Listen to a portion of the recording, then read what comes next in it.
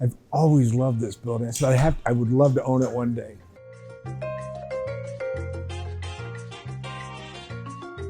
This was the Ferlita macaroni factory where they used to make dried pastas. During the Great Depression, they lost their home, so they built a small mezzanine.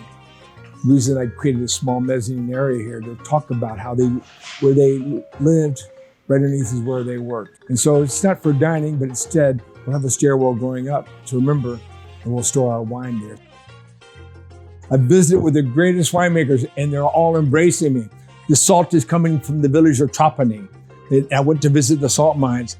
Little did I realize it could be such a great difference. Bringing in my cheese from Santo Stefano, bringing in water from Sicily. That took me 2 years.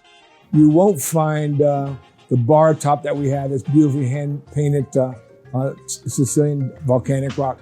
You're gonna feel like you step back in an era when people really cared about the whole experience. This has got to be as authentic as possible.